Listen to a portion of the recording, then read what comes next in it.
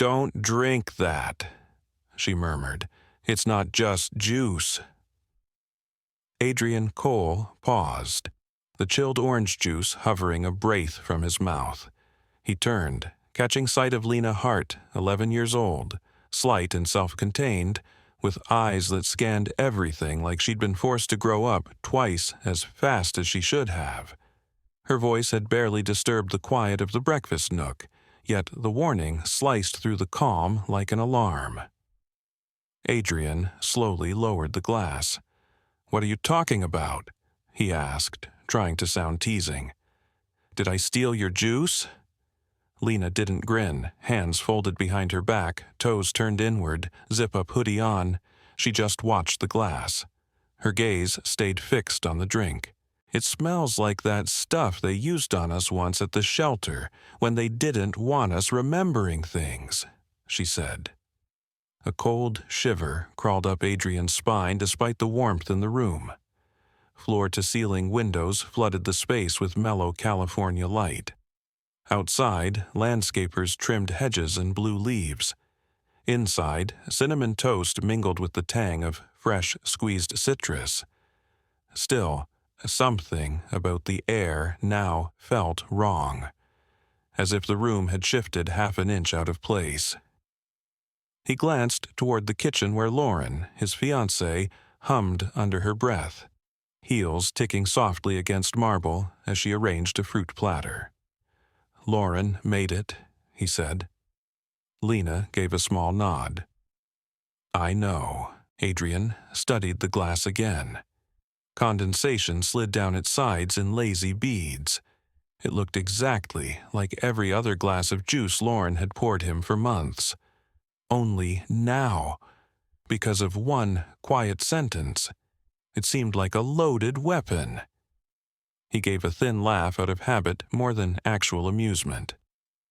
"You've got a wild imagination," he said. He brushed a strand of hair away from her face. She didn't flinch, but she didn't soften either. "I'm just saying," Lena replied, voice low. "Maybe don't drink it, not yet." She turned and padded away, sneakers squeaking faintly on the tile. The door eased shut behind her, leaving Adrian alone with a gleaming kitchen, a silent house, and the juice. He didn't drink it. Instead, he tipped the glass into the sink and watched the orange stream swirl down the drain. That night, he found himself at his home office window, staring out into the darkness. Lauren had gone to bed hours ago. The house was tranquil, but his thoughts were sharp and restless. Her smile earlier had been the same as always, warm, affectionate, effortless, maybe too effortless. Lena's warning refused to fade. 6 weeks earlier, he'd met her through one of his tech nonprofit outreach programs. She'd flagged a vulnerability in his company's public firewall. When his team traced the source, they discovered an 11-year-old girl huddled in a group foster home corner, working on a refurbished tablet she'd taught herself to repair from online scraps.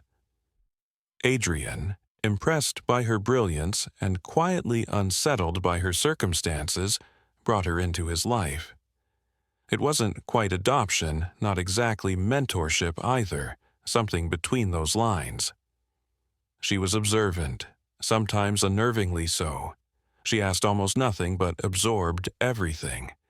And now she was the one sounding the alarm. He pulled up his security camera logs on his monitor.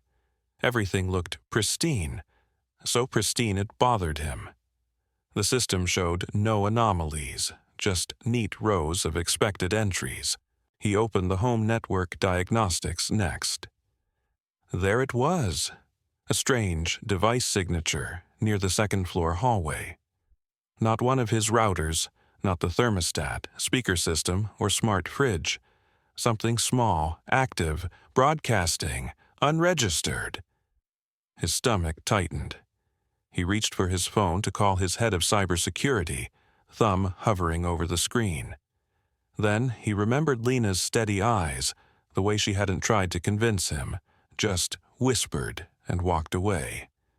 For the first time in a long while, Adrian admitted something he hated acknowledging. Maybe he'd grown careless.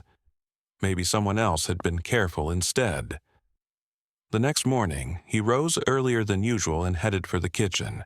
Lena already sat at the bar, slowly stirring oatmeal, shoulders hunched inside her hoodie. She looked up briefly, then back down. "Morning," he said. She nodded. "I didn't drink it," he added, softer. Her spoon paused mid-circle.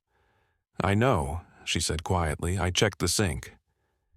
Adrian sat opposite her, elbows on the counter. "Would you show me how you knew?" he asked. Her shoulders lifted slightly as if caught off guard. After a beat, she gave a small nod. Outside, the sun eased over the Palo Alto hills, painting the sky in pale streaks. Inside, something more significant shifted. Not who held control, but who held trust. Trust, Adrian realized, didn't always come from encryption keys, firewalls, or biometric locks. Sometimes it came from a kid who'd learned to survive by paying attention. Later that morning, while the house carried on like every other day, Adrian found himself watching Lena from his office doorway. She sat cross-legged on the rug, sketching patterns on her chipped tablet. She didn't look dramatic or particularly intense, just still. But it was the way her eyes flicked subtly around the room, cataloging details. He saw it now, a constant readiness. "Do you notice everything?" he asked. Lena didn't look up. "Mostly," she answered. "It's how I figure out if I'm okay." The words landed with surprising weight in his chest. Adrian walked over and sat on the leather ottoman a few feet away. "You said the juice smelled like something from before," he prompted. She nodded. "The group home, they called it quiet time. Gave us juice that knocked us out," she said. "I learned to fake drinking it. I'd pour it into my sleeve and dump it later." He didn't answer right away. Instead, he pulled a folded, worn scrap of paper from his pocket. "I found this behind a picture frame, stuffed into the baseboard in the hallway closet," he said. "Looks like some kind of code." Lena took the paper carefully. It felt fragile, with faded symbols, zeros and ones and odd groupings marching in tidy rows. She studied it. "It's like binary," she said slowly. "Kind of." Adrian blinked. "You can read that?" Lena shrugged lightly. "One of my foster dads was obsessed with online games that used encryption mods. He didn't think I was paying attention." She opened an app on her tablet, thumbs moving quickly. "See this sequence? That's a MAC address." "So that's some sort of device," she continued. "But it's not one of yours." Adrian leaned closer. "You're saying whoever put this here was identifying a hidden device?" She nodded once. "Probably wrote it down so they wouldn't forget where it was." Just then, Helen, the housekeeper, stepped into the room. Tall, in her early 60s, she moved efficiently. Her eyes went straight to the paper in Lena's hand. "What's that?" she asked. "We think it's a device ID," Adrian replied. "Not on my list." Helen raised a brow. "I clean that closet every Tuesday. Never noticed anything strange." "That's kind of the point," Lena murmured, still studying the numbers. "Whoever planted it didn't want anyone noticing anything." Helen gave Lena a long, evaluative look. Then she nodded slowly and turned back to Adrian. "There is something I've been meaning to mention," Helen said. "Yesterday morning, I arrived early and saw Miss Lauren in the study. She said she couldn't sleep, but she wasn't near the bookshelf. She was standing by your desk." Adrian straightened immediately. "Doing what?" he asked. "She said she was looking for that magazine about your company, the one in Forbes," Helen answered. But it wasn't out, and she looked rattled when she realized I'd seen her. The detail struck him like a spark on dry tinder. He remembered the magazine resting on his nightstand. He hadn't left it in the study. Lena rose from the rug. "I think she's been watching you," she said quietly. Adrian rubbed his jaw. "You really think she's spying on me? For who?" Lena tilted her head. "No idea," she said. "But if she's sending your files somewhere, she isn't keeping them for herself." Adrian turned to Helen. "How long have you worked in this house?" 32 years, Helen replied, lifting her chin. "Then you know this place better than anyone," he said. She nodded. "I need your help. Anything unusual, devices that don't belong, things moved without explanation, I need to know. And I need it discreet." Helen didn't hesitate. "Understood." Lena stepped closer. "I can help too," she added. Adrian hesitated, then nodded. He glanced at her tablet, at the agile mind behind her quiet manner, at the clues she'd already noticed that he'd overlooked. "All right," he said, "but we're careful. No unnecessary risks." Lena's mouth twitched. "Careful is my default setting," she murmured. That afternoon, the three of them launched a silent sweep of the house, each playing a distinct role. Adrian combed through official network logs and device registries. Lena prowled the hallways with her tablet, scanning for rogue signals. Helen relied on 30-plus years of memory, looking for objects that were new, out of place, or slightly rearranged. It was Lena who found the first undeniable clue. In the guest room, Lauren preferred for visitors. Lena stopped abruptly. She stood beside an ornate marble vase Lauren had given Adrian for his birthday. It was fancy, not really his style, but he'd kept it because Lauren had been so thrilled. "Something's buzzing near here," Lena said, holding her tablet close. "It's faint, but it's live." Adrian lifted the vase carefully. Nestled beneath decorative stones lay a tiny black dot. It was no bigger than a watch battery, a micro-recording device. His blood went icy. Helen said nothing, only crossed herself quietly. Adrian pinched the bug between two fingers, staring. "How did I never catch this?" he muttered. "Because you trusted her," Lena replied simply. "If you've ever been burned for trusting the wrong person, smash that like for Lena's instincts. And while you're at it, drop a comment telling me where you're watching this from. You never know. Someone nearby might be following this story at the same time." Adrian stared at the bug. The word trust felt different now, heavier, sharper. He turned to Lena. "You think there are more of these?" he asked. "I'd put money on it," she said. By sundown, they'd uncovered 3 more. One sat behind a framed abstract painting in his study. Another hid inside the decorative clock in the living room. The last device nested inside the drawer of his nightstand. Every location had one thing in common. Lauren had handled each item in the past month. Adrian sat on the edge of his bed, stunned. Fingers laced under his chin, he replayed the last year. "She knew my travel schedule," he said slowly. "Always showed up with coffee when I was overwhelmed. Always volunteered to organize my files." "She's good," Helen said quietly. "Too good," Lena added. Adrian exhaled, the sound more like a low growl. "We need proof. Real proof. Enough to hold up in court." Lena's eyes brightened with focus. "Then we don't shut them down," she said. "We let them think they're still winning." Adrian frowned. "Come again?" She met his gaze. "We let them believe they're ahead of you. Give them something to steal, something you control, Something traceable and obviously linked back once they move it. Helen gave a small, approving smile. Like bait, she said. Adrian nodded slowly as the idea rooted itself. We hand them exactly what they think they want, he said. He looked at Lena, this quiet kid with haunted eyes who had just exposed a betrayal he hadn't even suspected. And when they reach for it, he continued, voice gaining steel, we'll be ready and watching. The next morning, everything looked irritatingly normal.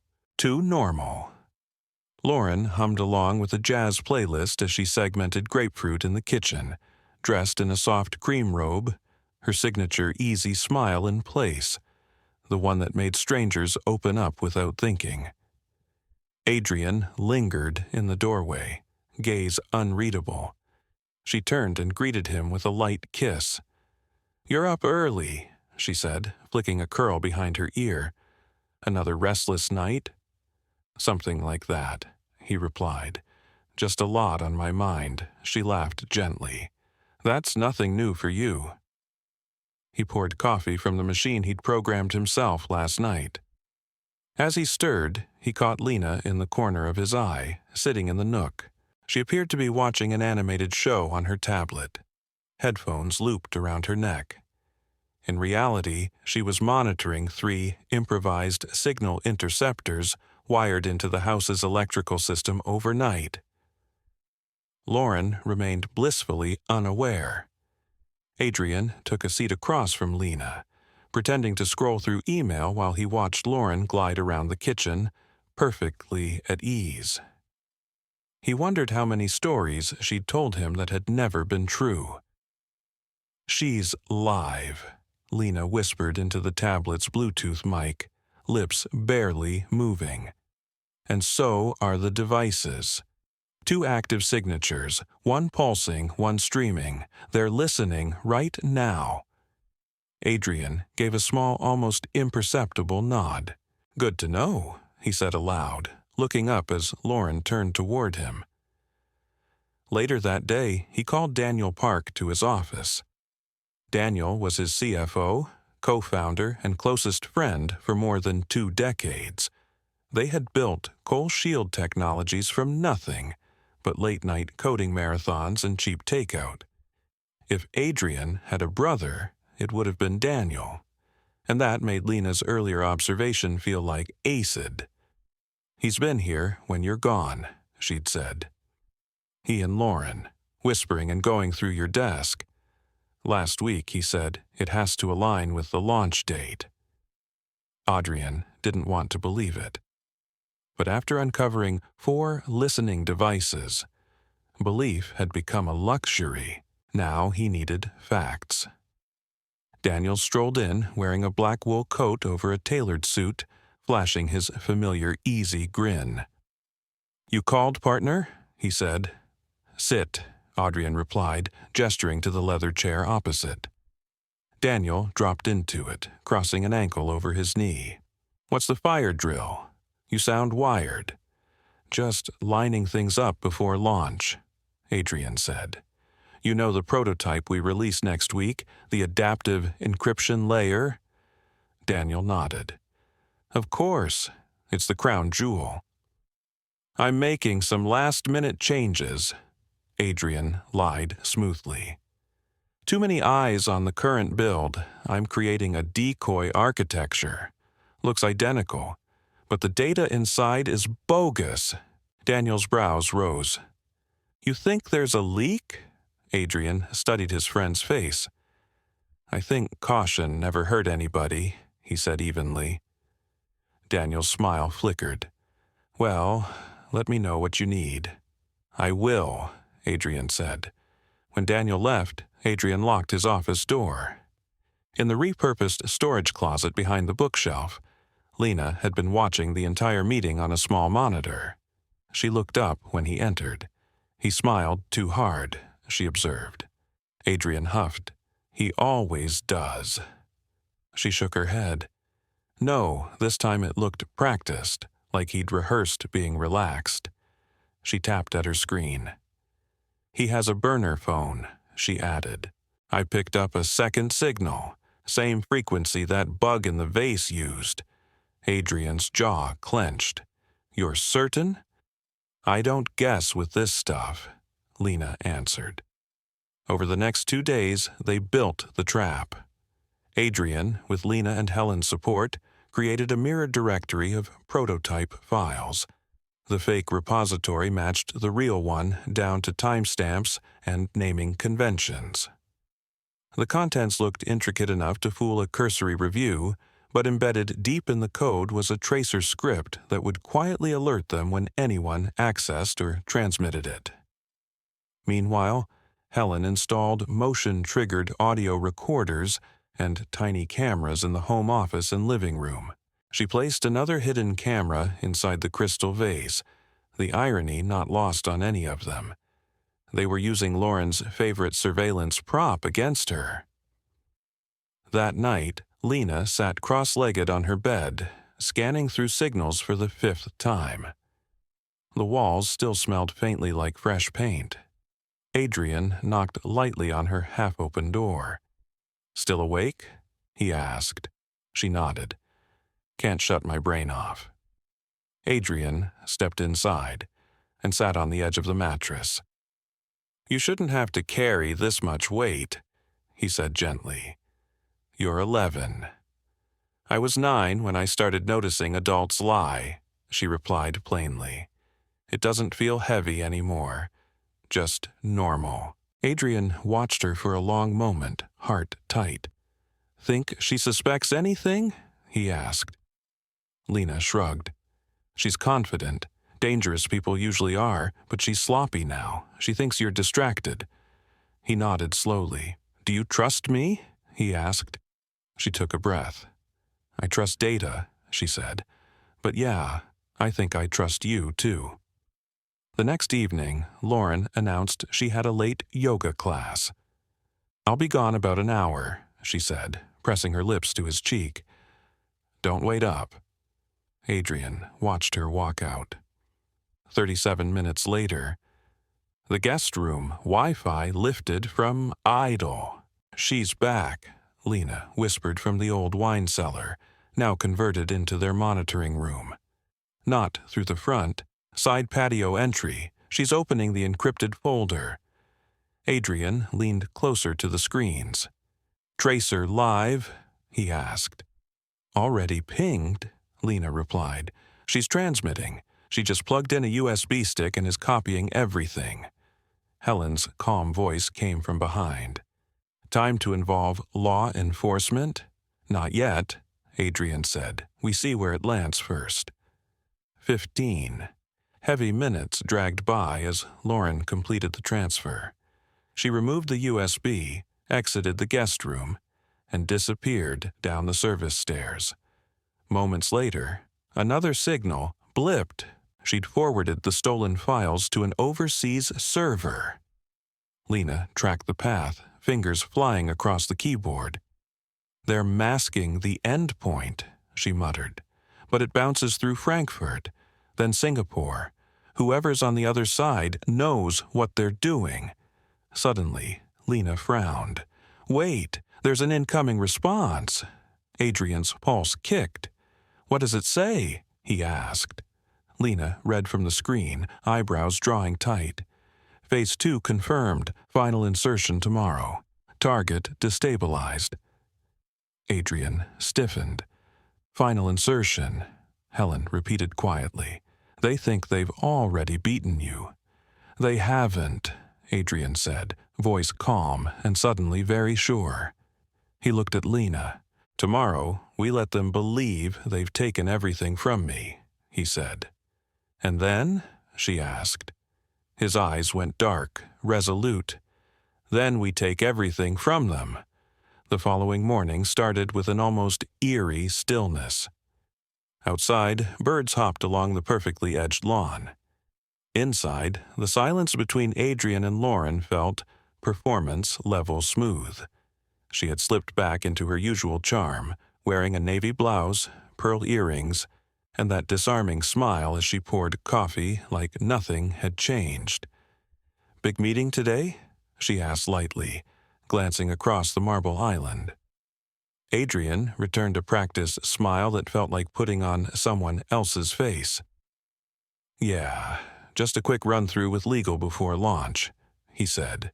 "Want me to swing by later with takeout?" she offered. "That'd be nice," he replied evenly. At the table, Lena sat with her tablet, gaze down. She didn't look up, but Adrian noticed the faint twitch of her brows. She knew Lauren had already set the next move in motion.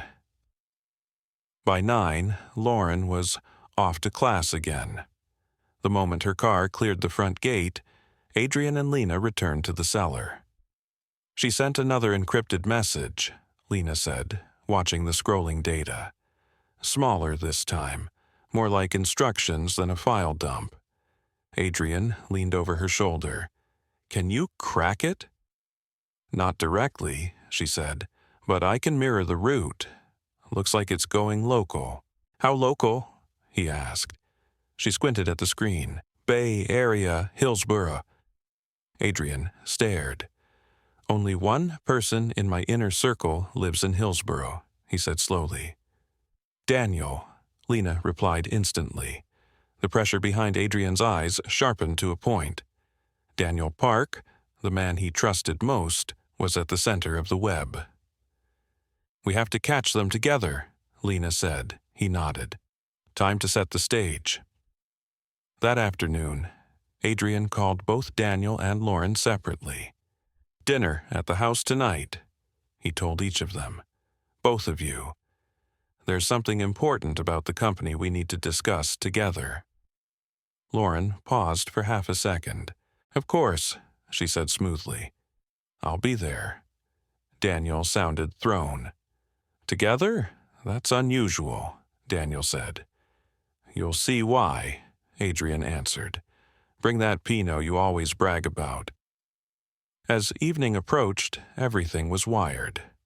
Lena and Helen had helped Adrian rig the dining room and office with high-definition audio and video. Every entrance was monitored. Every device Lauren or Daniel might try to use had been swapped with decoy hardware. At 6:58 p.m., Lauren arrived first in a sleek charcoal dress, her expression polished.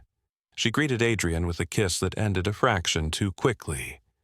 "You seem tense," she observed, straightening his collar. Launch week," he said lightly. "Who wouldn't be?"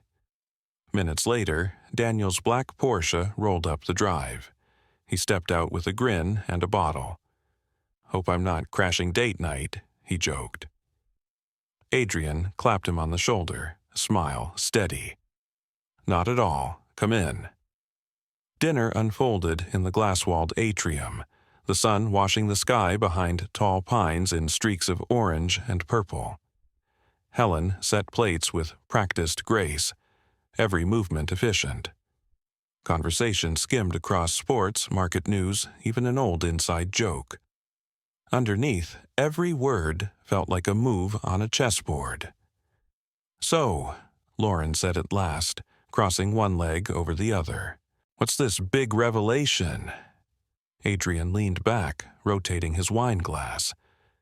"I've made a call about the prototype," he said. "I'm accelerating the release and naming the new protocol after my dad, the Raymond cipher." Lauren's eyes widened. "You never mentioned that," she said. "Decided last night," Adrian replied. Daniel shifted in his chair. "That's a big pivot," he said, sounding cautious. Adrian nodded slowly. "I've been thinking about legacy, about who I can actually rely on when things get complicated." Silence settled. Lauren's fingers tightened around her glass a fraction.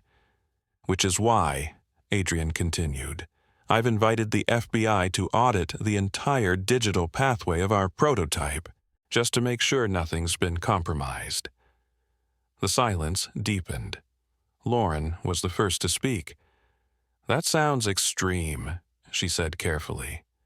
"Does it?" Adrian asked. "Or is it long overdue?"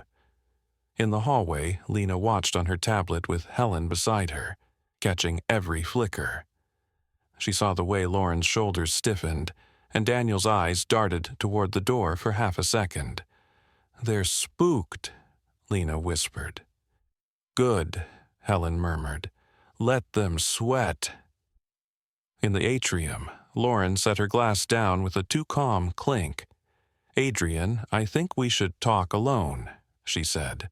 "Why?" he asked. "Something Daniel shouldn't hear?" Daniel cleared his throat. "Maybe airing internal worries right now isn't ideal," he said. Adrian's gaze chilled. "No," he said. "I think this is exactly the moment." He stood. "I want to show you both something." He led them into the study.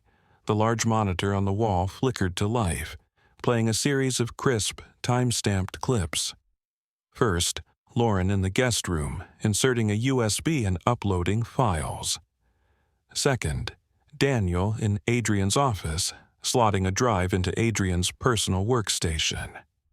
Third, overlapping network logs matching those times. The footage needed no narration. Lauren's face drained of color. Daniel took a stumbling step back. Adrian turned to them, fury controlled but unmistakable. "I trusted you," he said quietly. "Both of you. You used my home, my servers, my entire life like your side project." Lauren's smile vanished completely. Her voice lowered, stripped of Polish. "You think you see the whole picture?" she asked. "I think I see enough," Adrian said. The study doors opened. Two plainclothes agents stepped in, badges raised. "Lauren Quinn, Daniel Park," one agent said. "You're under investigation for conspiracy, wire fraud, and violations of federal cybersecurity statutes." Neither ran, neither argued. As they were handcuffed, Lena slipped into the doorway beside Adrian. Lauren's gaze locked onto her, anger and disbelief colliding. "It was you," she spat. Lena held her ground. "You should have hidden your microphones better," she said. Lauren said nothing else as they were escorted out. The moment the door closed behind them, Adrian felt something unclench in his chest. Not joy, exactly, but a release from months of invisible pressure. He turned to Lena. "You saved me," he said. She shook her head. "You saved yourself," she answered calmly. "I just pointed at what was already there." He looked at her, really looked at her. This kid who'd had every reason not to trust anyone. "That's all most people ever need, isn't it?" he said quietly. "Someone to listen when they say something's wrong." That night, long after the house went still, Adrian stood alone in his study, holding a fresh glass of orange juice. He didn't drink it. He studied the way the light caught the liquid, then smiled, faint but real, and set it aside. Morning arrived oddly clear, as if the storm that had ripped through his life had scrubbed something from the air. Adrian stood at his office window, the early sun cutting through the pines. In his hand, he still held last night's untouched glass. He hadn't thrown it away. Not yet. Downstairs, the rhythm of the house had changed. No more Lauren's heels on hardwood. No more hushed calls from corners. No more lies masquerading as everyday routine. In the kitchen, Lena cooked breakfast with Helen. Eggs, toast, and crispy potatoes, like Miss Thelma used to make her on Sundays back in Detroit. She wanted something solid, something real. Helen set down a mug of black coffee and watched her with affection. "You did something huge, Lena," she said.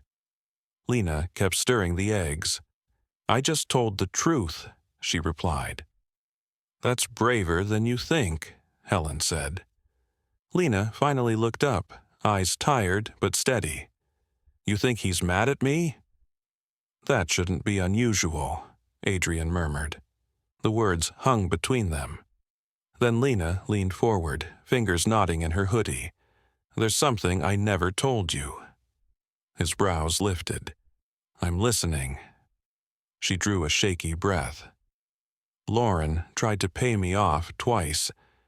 She wanted me quiet about something I saw on her laptop. I refused." Adrian's jaw tightened. "You saw the wire transfers?" "No," Lena whispered. "I saw a clip of you sleeping. The camera angle was close. Too close, like it was inside your room." Adrian's hand clamped around the desk edge. "She kept a backup," Lena added. "It's in her car, behind the license plate. I watched her hide it." Adrian rose without another word and grabbed his keys. "Wait," Lena said, jumping up. "Let me come." He hesitated, then nodded once. They walked to the garage in silence, the air smelling faintly of motor oil and cold metal.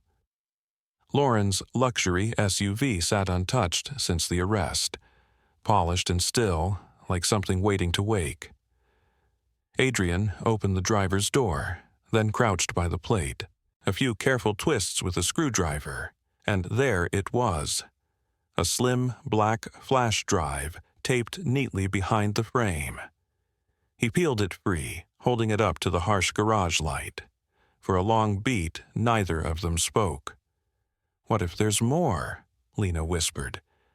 "Then we tear the rest down," Adrian said quietly. "Together." That evening, back in the study, they plugged the drive into an AIR-gapped laptop disconnected from everything. The screen populated instantly. Lena's breath caught. Dozens of video files. Adrian, board members, politicians, high-profile donors, captured in vulnerable conversations, arguments, tearful confessions. This wasn't simple blackmail. It was an arsenal. Lena looked away, nauseated. Adrian closed the laptop slowly, his face hard to read. "She wasn't planning a scandal," he said. "She was building a war chest." Lena's voice trembled. "And you were the main target." He met her gaze, something resolute in his eyes. "Not anymore," he said. "She doesn't get to write the story now." Over the next days, Adrian moved with deliberate, relentless focus. He quietly stepped down from 2 corporate boards, dismissed 3 senior executives, and called discreet one-on-one meetings with every major partner. Piece by piece, he rebuilt the structure around him, this time less like polished glass, more like reinforced stone. Through all of it, Lena stayed close, not because she was obligated, but because she chose to. Adrian enrolled her in a specialized school program, hired a private tutor, and, most importantly, gave her something new, a say in what happened next. One evening, weeks later, they stood on the back patio, a blanket around Lena's shoulders as the sun bled behind the hills. "Cold?" Adrian asked. "A little," she admitted. He handed her a steaming mug of cocoa. She cradled it, then glanced up. "Do you think people actually change?" He considered. "I think people make decisions," he said. "That's what matters." She nodded, porch lights reflecting in her eyes. For the first time in years, Adrian felt peace, not because the chaos had disappeared, but because someone had helped him see the storm before it hit, and he'd chosen to stand through it instead of hiding. That night, rain returned, not furious and loud, but steady, a soft tapping against the windows of the Cole estate. Adrian stood alone in the dining room thinking. A folder rested in his hands. Inside, names. People he'd once toasted with, strategized with, defended, now tied directly to the conspiracy that nearly destroyed him.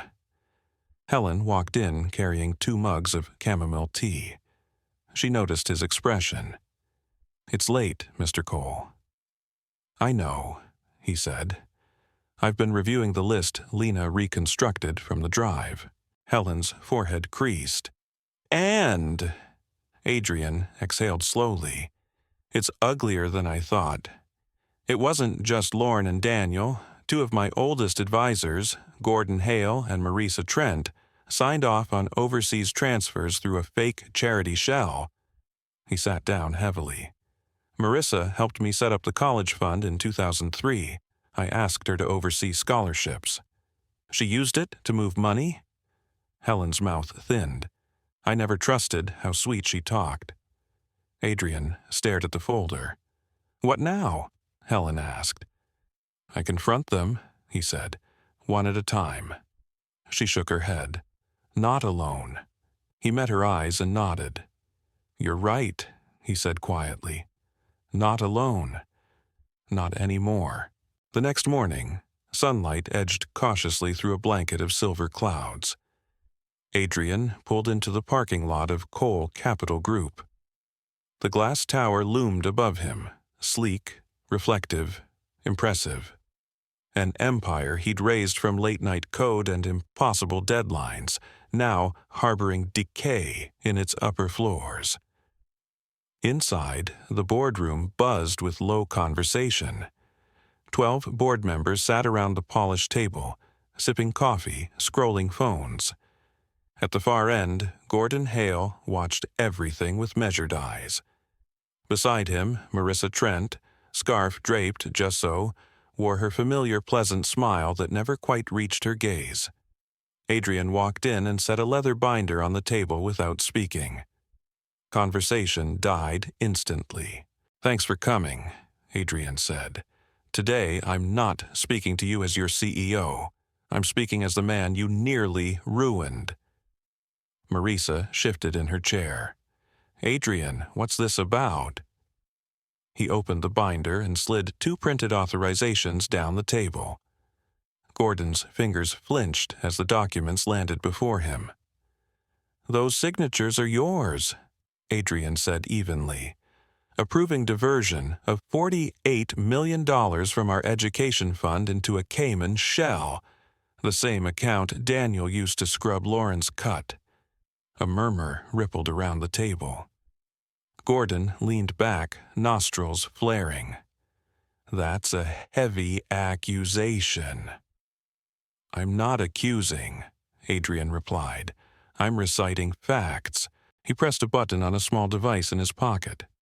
A recording crackled through the room, Lauren's voice, unmistakable. We'll use Marisa for the paperwork. She owes me. Gordon, too. They won't question anything. Adrian's too distracted, chasing foundations and cameras. The room froze. Adrian stopped the audio. Effective immediately, he said. You're both terminated. Corporate counsel will contact you regarding criminal exposure. Marissa's lips parted, but Adrian lifted a hand. Don't, he said, voice low. Not one more excuse. I stood up for you. I trusted you with other people's futures. His voice wavered, but he held their eyes. You didn't just betray me. You betrayed every kid that fund was built for. Security entered quietly, escorting Gordon and Marisa from the room. Neither struggled. When the door closed, the silence that remained was almost physical. Adrian faced the remaining board members. If anyone else has something buried that I need to know about, this is your last chance to volunteer it, he said. No one moved. All right, he said, then we rebuild, but this time we do it honestly. That afternoon, leaving the building, Adrian spotted Lena near the fountain outside, sitting cross-legged with a paperback copy of To Kill a Mockingbird. She looked up as he approached. How'd it go? She asked. They're out, he said. She closed the book with a soft smack. So you did it, she said. No, Adrian replied. We did. Lena stood hesitating. Ever wish you'd never built any of this? She asked, nodding toward the skyscraper. Adrian studied the tower, then her. I regret not guarding it better, he said. They walked in silence a few steps before Lena spoke again, eyes thoughtful. I think we should actually use that education fund, she said. The real one. Go visit the schools it's supposed to support, talk to the kids, learn their stories. Adrian smiled, a tired but genuine curve. You're turning into a serious agitator, he said. She smirked. Guess I've had a decent mentor. The following week they hit the road. No private jet, no security motorcade. Just a rented SUV and a worn-out road Atlas Lena insisted on using. They stopped at tiny schools in towns like Pine Bluff, Arkansas, and Gallup, New Mexico. Places with cracked blacktop courts and libraries smaller than Adrian's home office. Lena asked questions, listened, laughed. Adrian watched like a man learning a new language. In a school in rural Mississippi, a boy named Andre stared at Adrian, eyes wide. "You really that guy on TV?" he asked. "The one with the shiny building in California?" Adrian crouched so they were eye level. "That's me," he said. Andre frowned. "You came all the way out here?" "I came to see you," Adrian replied. Andre glanced down at his frayed sneakers. "Nobody ever does," he muttered. Adrian looked over at Lena. She gave a tiny nod. "Well," Adrian said gently, "they will now. This won't be the last time."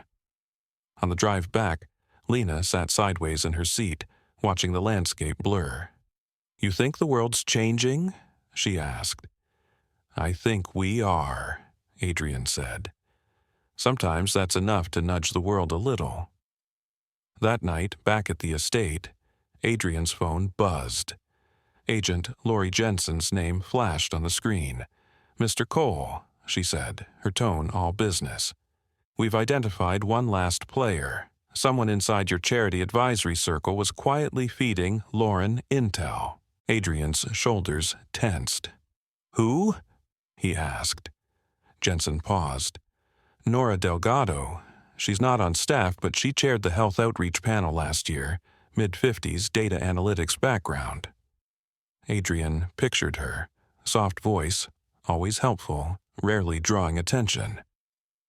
"We'd like your okay to dig deeper and maybe bring her in quietly," Jensen continued. "Off the record for now." Adrian stared out the dark window. In the backyard, he could see Lena under the big oak, staring at the stars like she was trying to map them. "Yes," he said, "but don't box her in yet, not until I've talked to her." He watched Lena, this kid who'd gone from stranger to the center of his plans. "I sometimes," he added quietly, "truth shows up right on schedule." The next morning, golden light poured through the kitchen windows, stretching long across the tile. Birdsong filtered through the cracked window above the sink. Lena sat at the counter, spoon hovering over a bowl of soggy cereal, eyes glued to a news ticker crawling along the bottom of the muted television. "Nora Delgado," she murmured. Adrian walked in, adjusting his cufflinks. "Still thinking about her?" he asked. "She was at last year's gala," Lena said. "Gave me a cupcake. Pink frosting, little sprinkles. Looked homemade." Adrian nodded. She worked the donor tables, always cheerful, never complained. "She was kind," Lena said, face troubled. "Somehow, that makes it worse." Adrian poured himself coffee. "Kindness makes a good disguise," he said. Later that morning, he sat across from Jensen in a quiet Pasadena cafe corner. The agent wore jeans and a jacket, blending in with the late-morning crowd. "She covered her tracks well," Jensen said, eyes on his coffee. "Encrypted chats, nothing large, just little pieces, projected revenue, construction timelines, travel schedules." "And the office bugs?" Adrian asked. Jensen shook his head. "Those were Lauren's. Nora never planted hardware, but she knew it existed." Adrian frowned. "Why do it?" debt, a messy divorce, medical bills for her younger brother, Jensen said. Lauren offered help. It started small. Nora thought it was harmless until it wasn't. Adrian exhaled. Where is she? Teaching weekend coding classes in Boyle Heights, Jensen replied. Still in the same cramped rental. We can arrest her today. No, Adrian said. I'll talk to her first. That afternoon, Adrian and Lena drove to Boyle Heights. The neighborhood buzzed, kids on scooters, parents juggling grocery bags, food carts lining the sidewalks. The air smelled like grilled corn and hot pavement. Nora stood at the entrance of a community center, helping an older man carry a laptop inside. She looked more worn than Adrian remembered, streaks of gray in her hair and tired lines around her eyes. When she spotted him, she froze mid-step. Mr. Cole, she whispered. Nora, he said gently, can we talk? She nodded, resigned. They sat beneath a faded patio umbrella in the back courtyard while Lena stayed inside, chatting with kids about their games. Nora clasped her hands tightly. I assume you know everything, she said. I know enough, Adrian replied. You may not have taken cash, but you passed along information, knowing who Lauren was. Nora stared at her knuckles.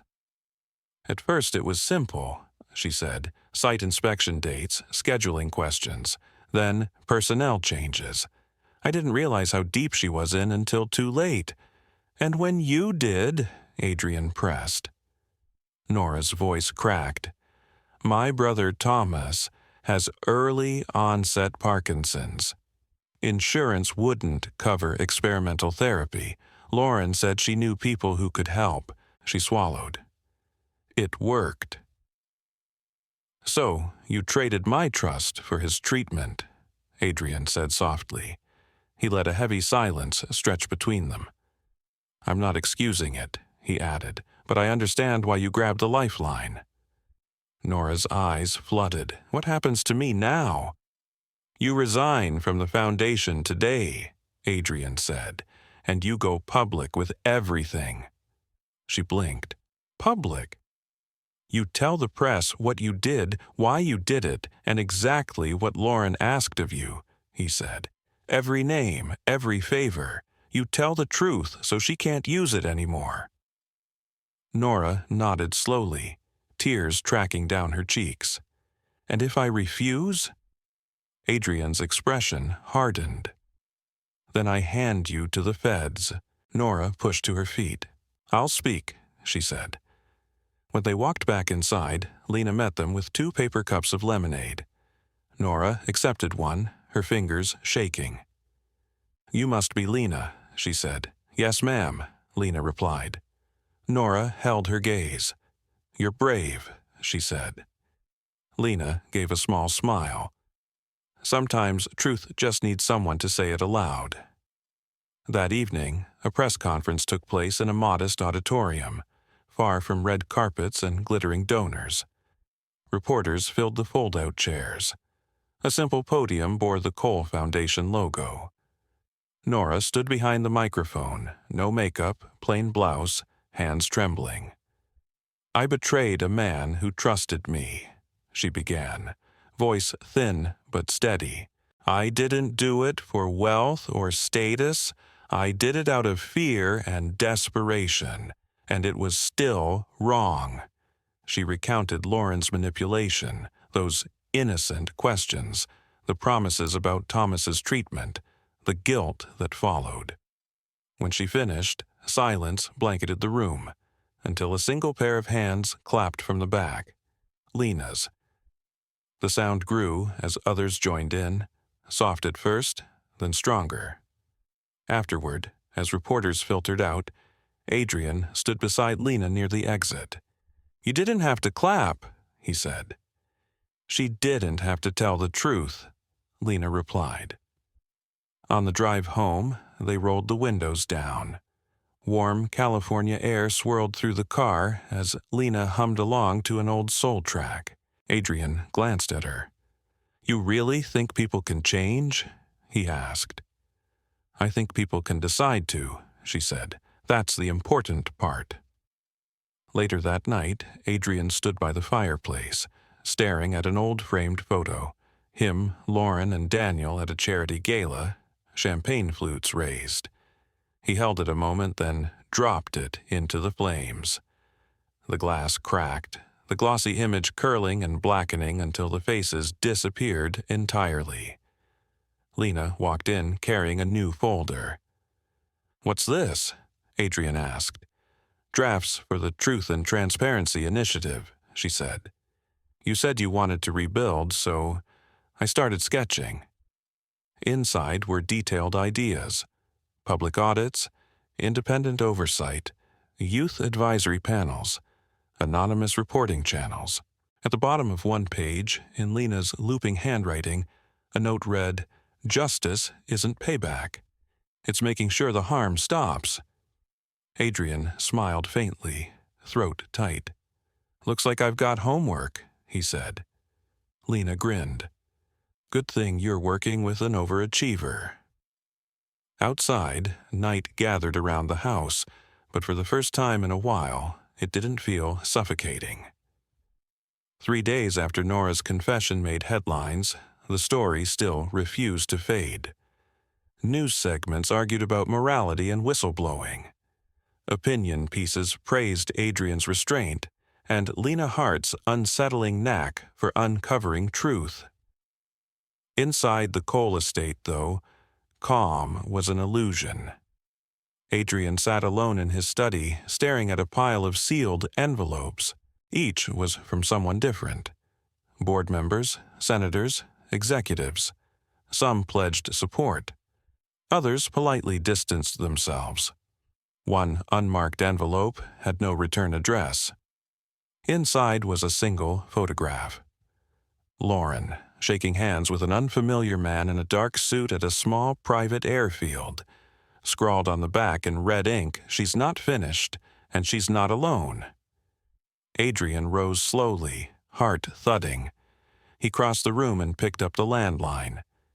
"Get me Jensen," he told his assistant. Minutes later, the agent's low voice came through. "We were worried this might surface," Jensen said. "Recognize the man?" Adrian asked. "Name's Colin Mercer," Jensen replied. "Private contractor, used to work with the NSA, dropped off the grid 5 years ago." "He's working with Lauren now?" Adrian asked. "Looks that way," Jensen said. "If Mercer's involved, we're past corporate espionage. This is federal-level leverage."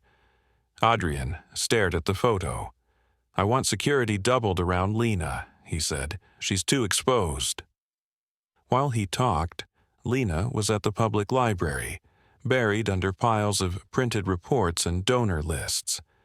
She sat beneath a flickering fluorescent light, highlighter in hand, tracing connections between names, dates, and shell corporations.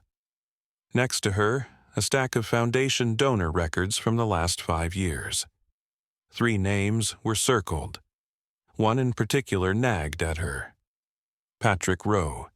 He showed up at every gala, donated heavily, and had once been photographed with Lauren in Aspen. A quick search showed he owned several shell companies linked to offshore accounts. "Lena?" called Mrs. Nguyen, the librarian. "We close in 10 minutes, honey." "Got it, thank you," Lena said, gathering her notes. Outside, the parking lot was nearly empty. Her stomach dropped when she noticed a dark SUV across the street. Lights off, engine silent, just parked. It could have been nothing. Her instincts screamed otherwise. She took a slow breath, pulled out her phone, and called Adrian. "Stay on the line," he said immediately. "Walk to somewhere crowded and lit right now." Lena walked quickly toward a gas station 2 blocks away, stepped inside under the harsh fluorescent glow, and pretended to browse the snack aisle. Back at the estate, Adrian ended the call with a curse and turned to his head of security.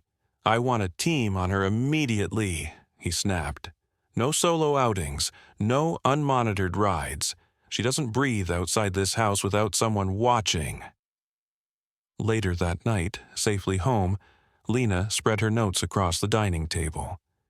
Adrian stood beside her, following the lines and arrows she'd drawn. It looked like a web. Donors, front companies, legislators, all converging back to one unshakable point: Lauren Quinn. "This goes way beyond the foundation," Lena whispered. "She's been assembling something big." Adrian nodded grimly. "An invisible network," he said, and she hid it in plain sight. The next morning, Adrian and Lena met Jensen at a secure underground facility near Culver City. The room was bare, just a circular table, a whiteboard, and a projector humming softly. Jensen clicked a remote. Files and photos filled the wall. "Mercer boarded a private jet out of Van Nuys 2 days ago," Jensen explained.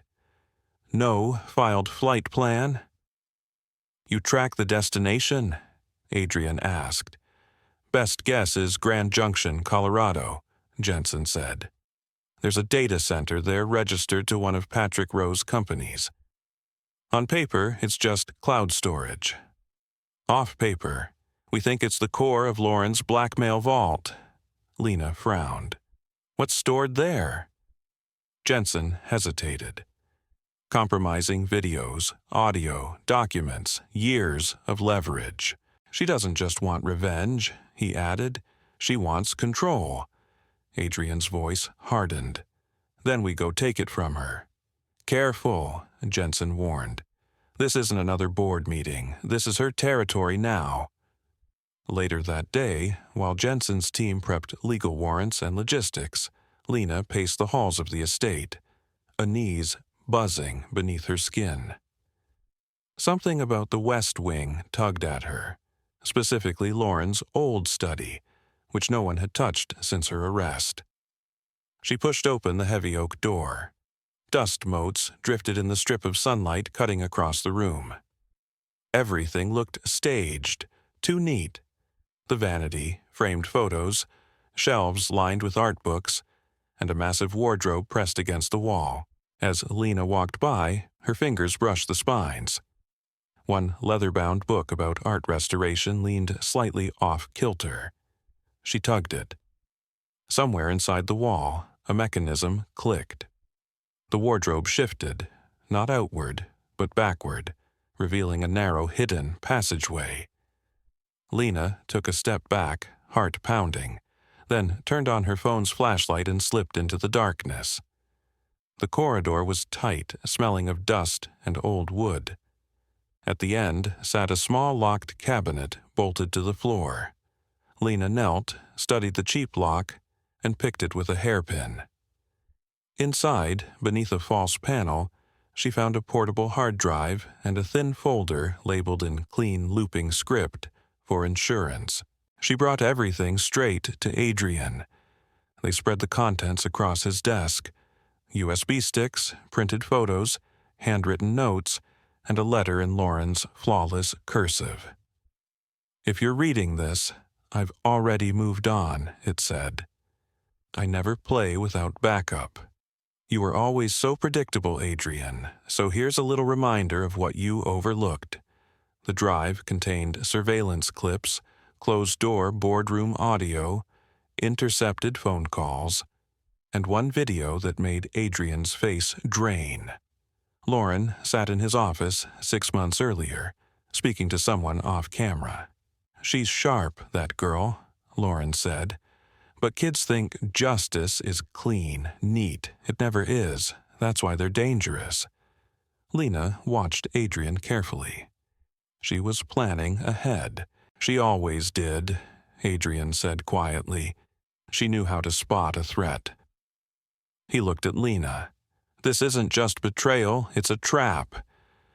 And now, Lena realized, they were holding the key. That evening, the sky over Los Angeles turned bruised purple, as if the city could sense what was coming.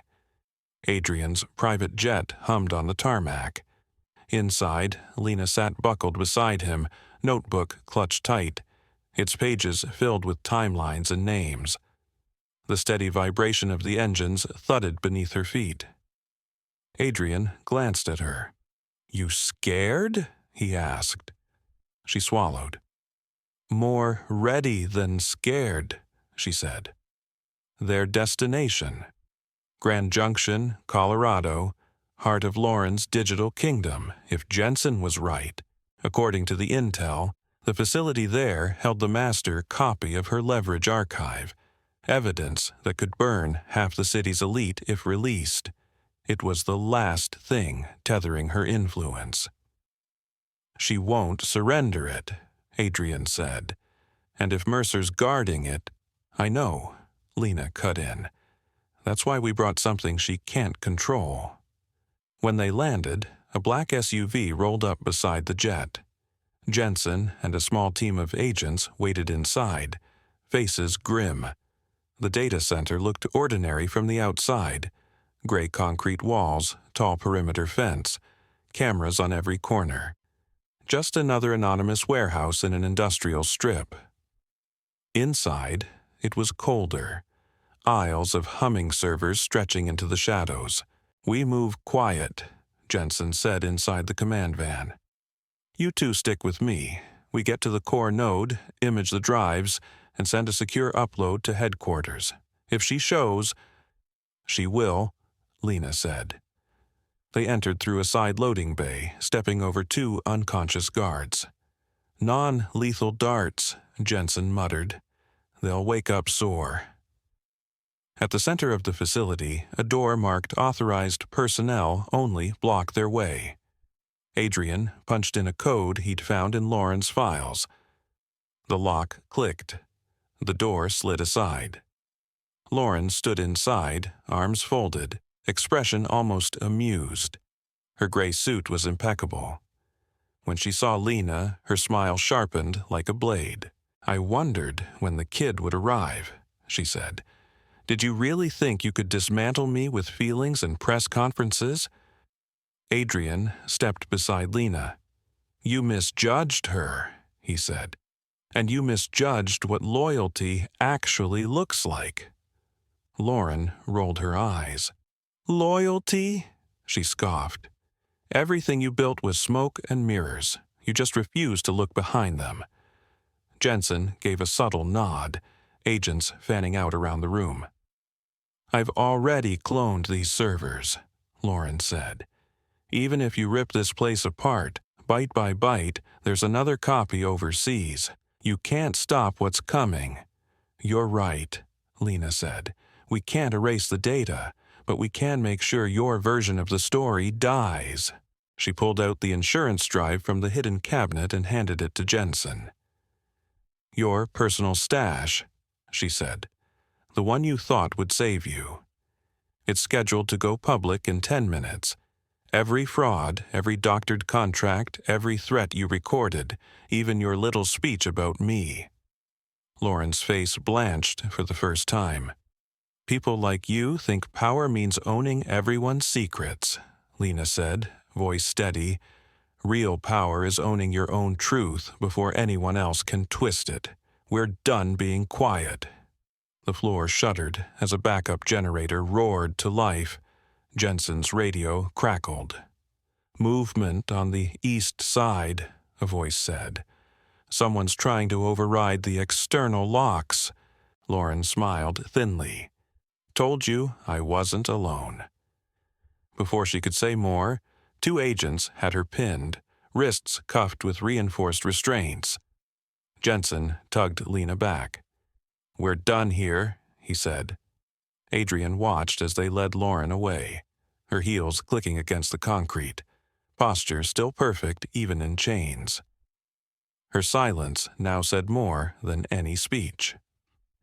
Back in the command van, Lena plugged the drive into a secured terminal and watched the progress bar inch forward. "Transfer complete," Jensen confirmed. "She's finished. We'll mop up the rest." Adrian set a hand gently on Lena's shoulder. "You were extraordinary," he said. She let out a slow breath. She almost won. Almost, he said. But not with you here. They flew back to Los Angeles under a dark sky. By morning, headlines blazed. Teen whistleblower cracks billion-dollar blackmail ring. Tech magnate's fiancée charged in espionage scheme. Cole Foundation vows radical reform. At the next board meeting, Adrian addressed his remaining leaders. From now on, he said, this foundation isn't a chessboard.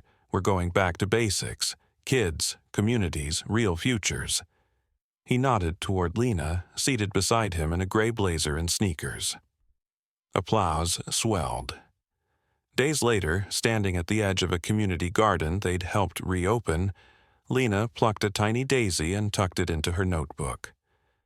For the record, she said softly, justice isn't always loud.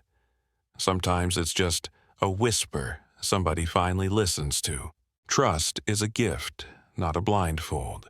If you are in your late 60s or older, you've seen enough of life to know that trust can be both a blessing and a trap. Adrian thought he was simply sharing his home, his heart, and his future with the woman he loved. The orange juice on the breakfast table felt as ordinary as a Sunday church bulletin. But it took an 11-year-old girl, shaped by hard years in shelters and foster homes, to notice what he did not. Something was wrong. For many older Americans, this may sound familiar. Maybe it was a financial advisor who promised the world, a smooth-talking contractor, or even a family member who slowly crossed lines. This story reminds us that trust should never mean turning off our judgment. We can love people deeply and still ask questions, still verify, still pour the juice into the sink when our stomach says, wait. At our age, that isn't paranoia. It's wisdom hard-won. In a high-tech world, paying attention is a form of protection. Most of us did not grow up with smartphones, home networks, or tiny recording devices hidden in flower vases. We learned on rotary phones and paper bills. Yet the world Adrian and Lena inhabit is the world our grandkids live in every day. Bugs in the walls, hidden cameras, stolen passwords, files copied in seconds to some server halfway across the country. These things may sound like television, but they are much closer to real life than many seniors realize. What kept Adrian safe in the end was not just expensive software. It was Lena's steady habit of paying attention. She noticed odd signals, strange devices, small changes in the house, and people who smiled too quickly. For those of us in our later years, the lesson is clear. We don't have to be technical experts, but we can stay curious. We can ask someone we trust to look over our bank account alerts, our email, or that too-good-to-be-true offer. A careful eye and a few questions can protect a lifetime of savings and a lifetime of dignity. Telling the truth can still change the story. By the time you reach 65, it is easy to believe that big systems never really change. You may have watched scandals come and go, seen powerful people fall and then quietly reappear. But in Adrian's world, it was the truth, spoken by unlikely people, that turned the tide. A quiet girl from a rough background said, "Don't drink that." A housekeeper of 30-plus years admitted she had seen things that didn't sit right. A frightened advisor finally confessed in public why she had passed along information. Each truth, small on its own, added up to something large enough to topple a blackmail empire. Older Americans know what it costs to speak up. You have worked jobs, raised families, kept peace where you could. Yet this story gently insists that it is never too late to say, "This is wrong," or "Here is what really happened." Our voices still matter at the church meeting, the town council, the family table. Justice is rarely fast and never perfect, But it often begins with one person of any age daring to tell the truth and refusing to look away. The legacy of quiet courage. For those of us in the autumn of life, Adrian and Lena's story is more than entertainment. It is a gentle nudge. It reminds us to guard our trust, to stay awake in a wired world, and to open our mouths when silence would be easier. We may not chase spies or crack computer codes, but we can still do something powerful. Listen to our doubts, share our hard-earned wisdom, and stand beside the younger ones who are brave enough to tell the truth. Friends, after hearing Adrian and Lena's story and these 3 lessons about trust, paying attention, and telling the truth, I'd love to hear from you. Have you ever had a something feels wrong moment that turned out to be right? How did you handle it? And what would you do differently today? Share your experience in the comments, give this video a like, subscribe to my YouTube channel, and turn on the bell so you and your loved ones don't miss the next story and its life-saving lessons.